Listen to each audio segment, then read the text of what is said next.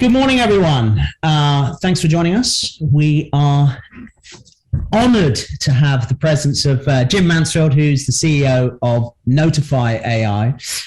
Notify is a very interesting business. It's a push and lead generation technology platform. And Jim, you and I have known each other for a little while. But for the audience, is it possible that you can maybe sort of introduce yourself and tell a little bit about your journey thus far? Yeah, sure. Thanks, Zach, for having me.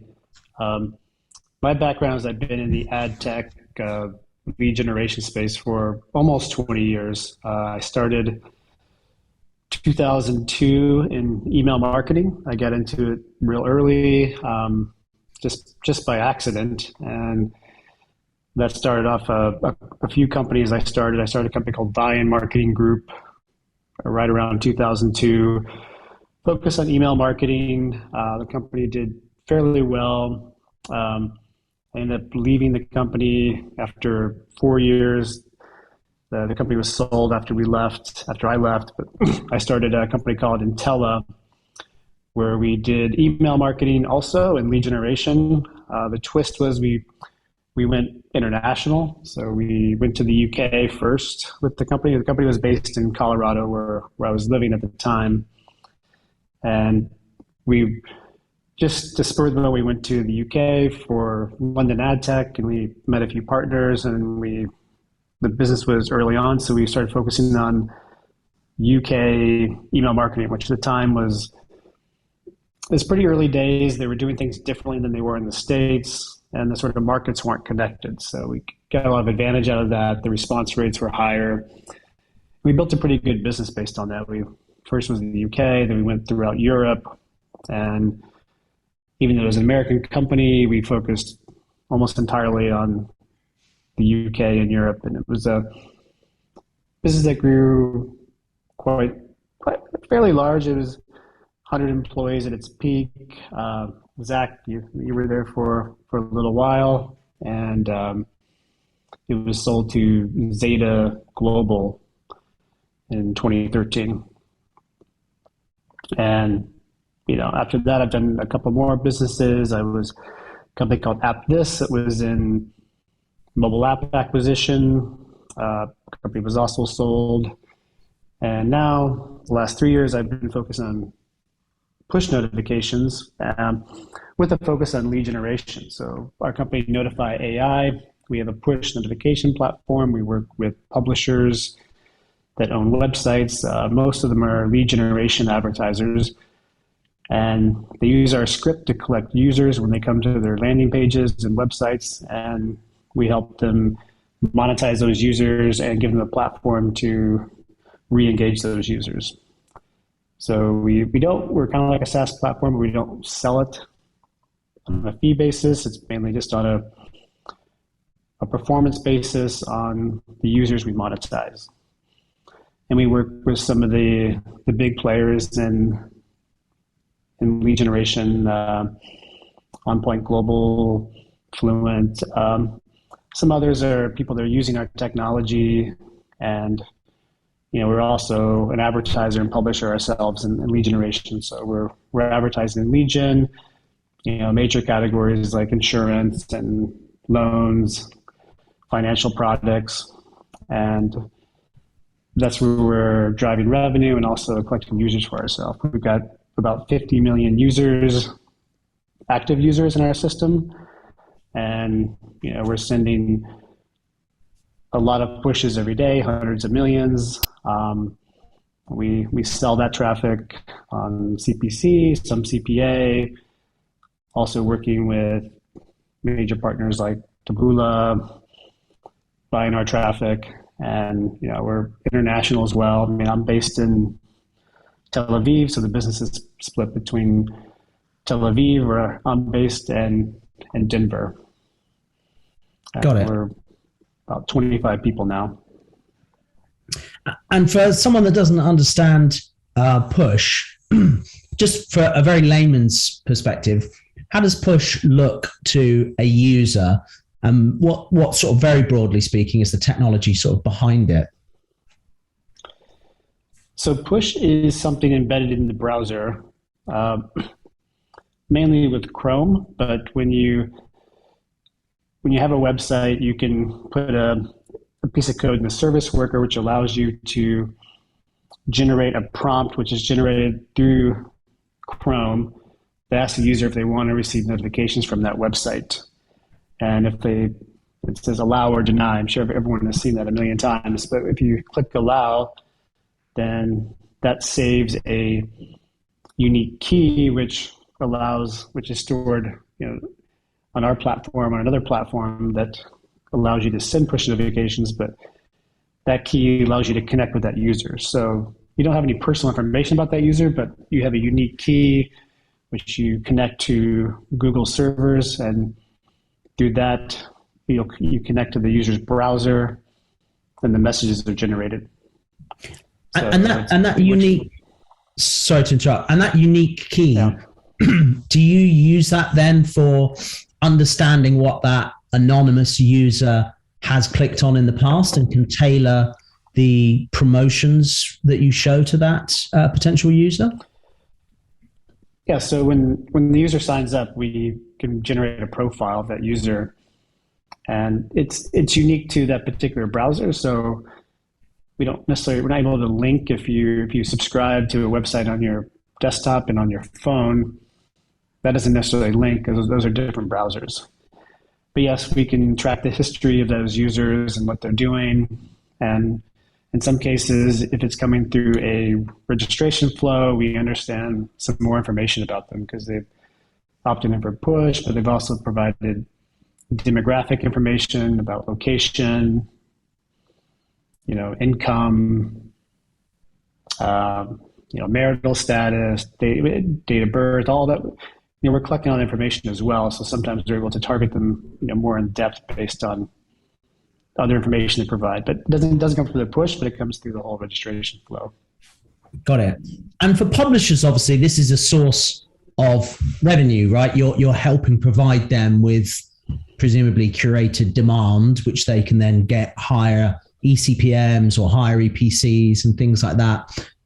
Are there other benefits for publishers? Presumably scale is one big thing, right? The ability to deal with it a lot through scale, or...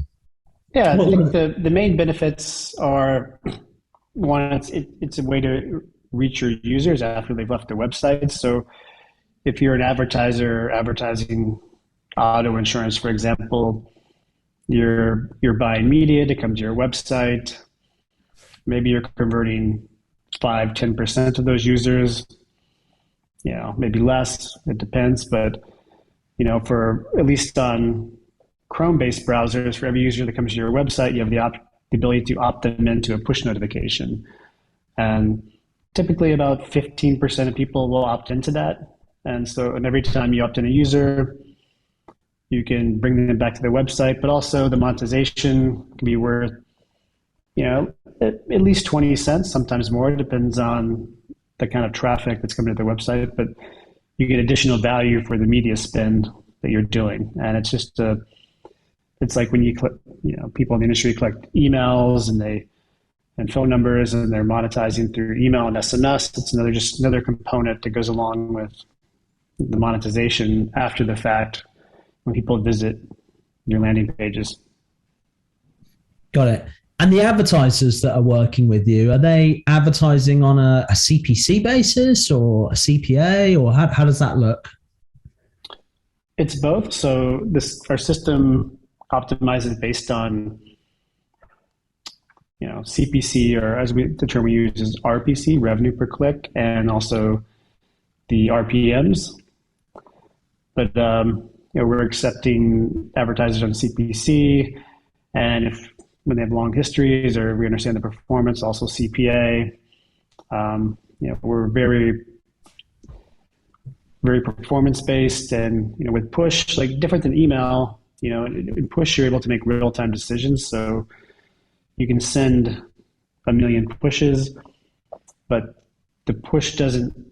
You don't send it with the creative like when you send it with email. In push, you send the message, and when they view the message, you're able to make a real-time ad decision. So it's like email, but it's also a little bit like display or native, because at the time and location when the user views the ad is when you can make a decision. And it allows for a lot more variability than it does on email or say SMS, because you can send a wide variety of ads and target people based on where they're at or, what's working well at the time. Yeah. And you mentioned that you deal a lot with sort of like lead gen sort of businesses. Obviously, like at Everflow, we have about 800 odd clients. And one thing I always say is it's kind of interesting to see the differences between East and West. You see sort of like Eastern countries, all getting into sort of crypto platforms and things like this, where the population has savings that they need to push into various vehicles to either make their money safe or whatever. And in the West, there seems to be an awful lot of debt consolidation, finance-related products and things like that. What are the main sort of verticals that you're dealing with on the lead gen side, and do they vary by geo? Yeah, they do vary by geo. I think if you look at the US or UK, there's a lot of financial products. It's just, I think the value of the customers are so high that they can dominate the ad spend. So, insurance products, investment products, credit cards, loans, mortgages have been very, very popular. We came through COVID, and during COVID, especially early on, like jobs or employment was a big category.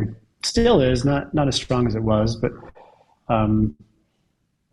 those are the things that have been working really well. Also, sweepstakes. With push, you're usually dealing with it's a lower intent user. You get like created with you get a small thumbnail image and about, call it 6 or 7 words to entice a user to click. So you get a lot of low intent clicks, and the ads that tend to work well are ones that are like a general sweepstakes, or even things that are financial, but they're backed by strong sort of registration flows or an advertorial, or like, so it usually has to go to like some sort of pre-sale page to fully explain the products to people. Yeah. So as you said, there's a lot of similarities to native there, right? Of converting that intent from sort of something piquing someone's interest into intent and then into those flows.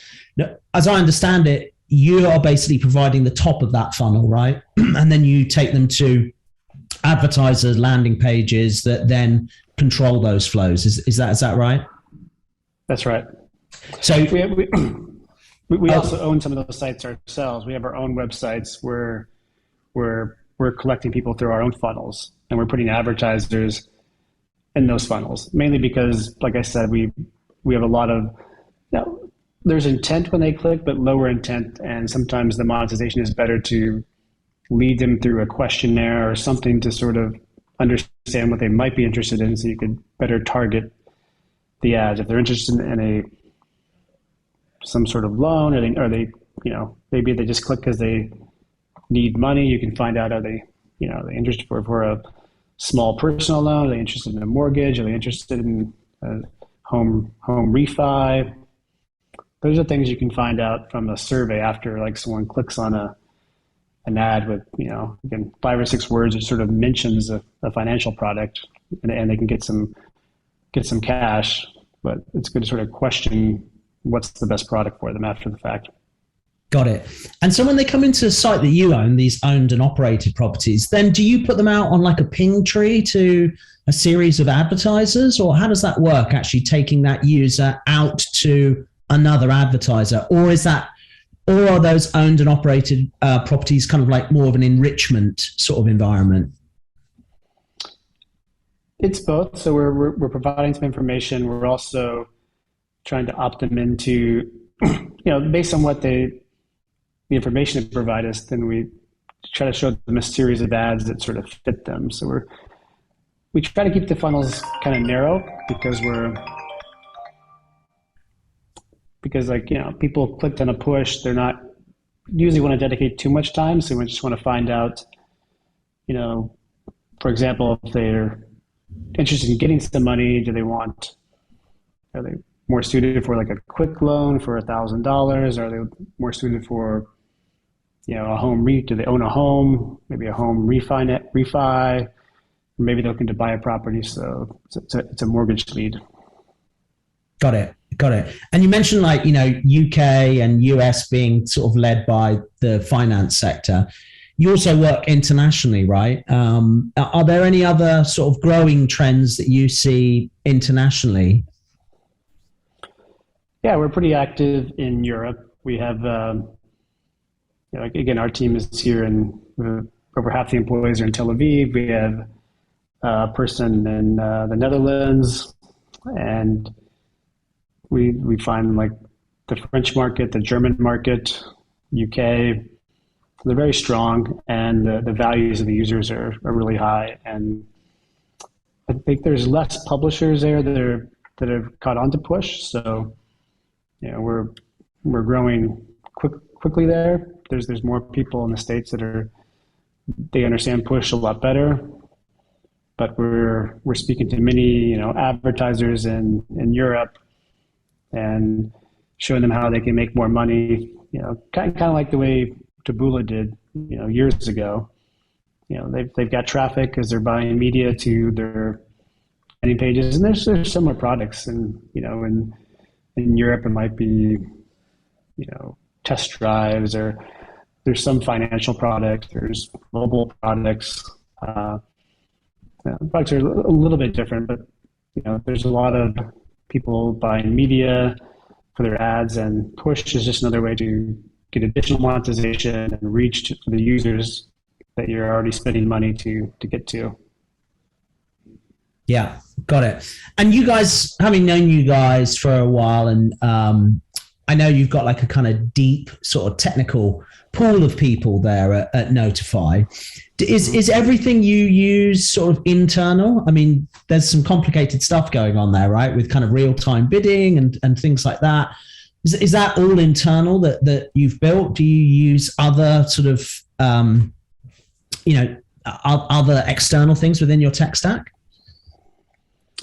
So most of our technology that for sending push and the monetization, that's kind of like, our bread and butter. So we have our own technology for that.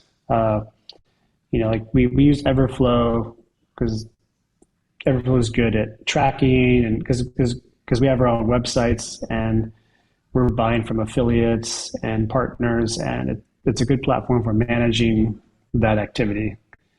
And I think we want to focus on what we're good at, and not, trying to build Everflow into our platform. That's not really our focus. And you can use a platform like Everflow to do those simple things while you focus on your main technology. Because we're putting a lot of work into improving monetization and optimizing users, and that takes up a lot of the engineering time that we have. Yeah.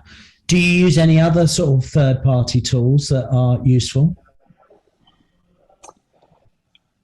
Not really. Those are what's core to our business, and there's a couple we're looking at to help manage our registration flows.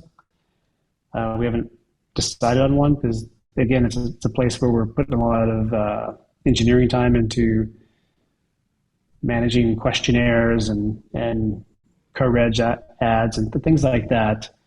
And we're looking for ways to use third-party applications to do that. Yeah, cool. Because one trend that we see a lot of, and obviously we're a software business ourselves, right? But I mean, we don't try and build like HubSpot, right? We just use a CRM because of that. And a lot of people are having this kind of more modular approach to using different third-party providers to kind of like augment what they're doing as their core business, right? Because you can just use and drop third-party software providers, like like a balloon on, sort of on up. If you're going up in that house on Disney, the balloons are just ways of getting you somewhere, right? And those softwares can be snipped off as needed. So from your side, then, like, what's like, what do you see like the future of like push and lead gen, sort of in the next 6 months or so? What are the big things that you're focused on or excited about in terms of like the market developing and so on?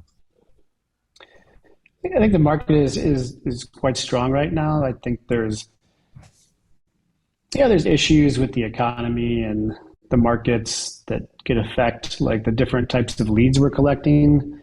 Like I said, like mortgages and refi have been very strong, but again, interest rates are rising. I think that could affect the viability of some of those leads, or at least affect how well it converts, because right now it converts really well. But the less people want a mortgage because the rates are too high, then the effective CPAs and RPCs are going to go down. So they'll probably be less in the mix. But I think other things will come back in focus, because I've been in the industry 20 years. The type of ads, they rotate. There's different things that are popular,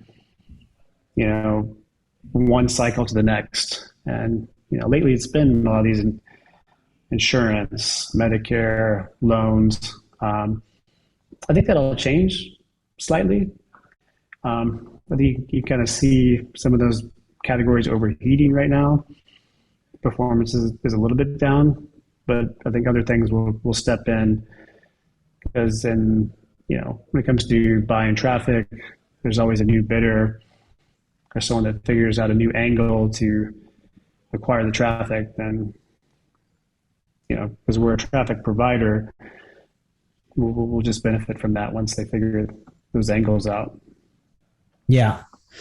And for like your clients that, they can obviously use you as a, as you said, a traffic provider.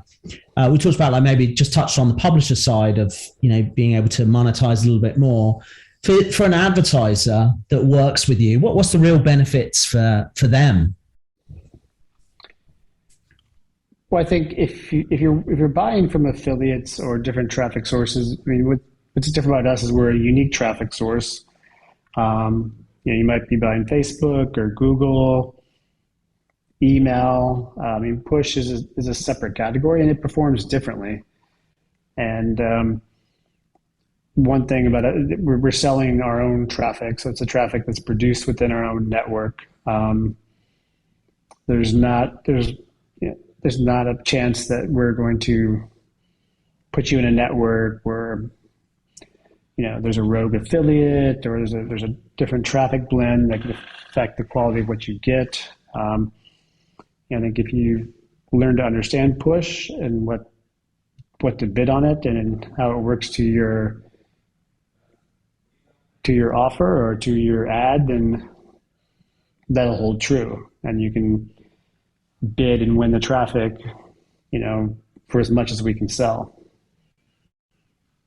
But it does work differently. Like, some people test it out and they compare it to maybe an email campaign, and they don't like the conversions as much, but it's just a different price point, because an email, there's potentially a much longer ad that the viewer viewed. Like, if you're selling auto insurance, they might see a picture of a car and maybe some examples of savings. But for us, we're gonna have like 5 or 6 words to save on insurance in Texas. So it'd be just a few words, and we're just trying to get a click. So the pre-sale pages and whatever leads the user into the experience will matter much more coming from push. And that's why it is more native, because you'll see a lot of the ads on our platform dive into some sort of pre-sale page or longer content piece that gets a user into whatever the advertiser is trying to sell. Cool. And what would you say, in terms of sort of having 2 offices and kind of, bridging that sort of gap? Like, what would you say just generally for people running international businesses? You've run a few in the past. Have you got any advice on anyone that, with COVID, small or large, are finding that they're hiring people in different places, remote staff, trying to manage an international business? You've kind of been there, got the t-shirt on that a couple of times. So do you have any kind of top tips or general advice about managing a business that focuses internationally and maybe has a remote staff component? Yeah, so it's always difficult. It's difficult getting people to communicate well from different time zones and different cultures. In this business, we've kept the team smaller. The previous company, for a similar revenue profile, we had double the employees, and I think it was much harder to manage. With COVID, we had people work from home. We kind of developed two different environments. Like the Denver team has been slightly more remote most of the time. Like, we didn't have an office in Denver for most of the time during COVID. I think they've been in office for a year now. Here we've had more of a physical presence, more junior employees than we've had in Denver. But so it's a good mix here. Like, here we've been able to train people and teach them. In Denver, we've hired mostly people from our network or people with experience. But and we have a daily meeting, so the whole team is on. Yeah, nothing long, a 30-minute call. 5 days a week, we catch up. So everyone has like some connection between the different offices, and there's a bit of a handover because we're here, from early Tel Aviv time to, we have a meeting at 6:00 with Denver, which is 9:00 there. So they kind of take over for the rest of the day, and we're getting almost 24-hour coverage there. Cool. Excellent. Yeah. Well, thanks for taking the time to chat. Good to speak to you as always. And if people want to kind of reach out to you, find the business or so on, what's the best place to kind of reach you or your team? Yeah, we're NotifyAI.io on the web. I think we built a new website, so I think it's actually we describe ourselves fairly well on that site, but you can also find us on social media, LinkedIn. We're Push Notify on Instagram. I'm me, M-E, or Jim at NotifyAI.io. So you can also reach out to myself. Cool. Excellent. Great. Well, thanks again, and look forward to speaking to you soon. Yeah, thanks, Zach.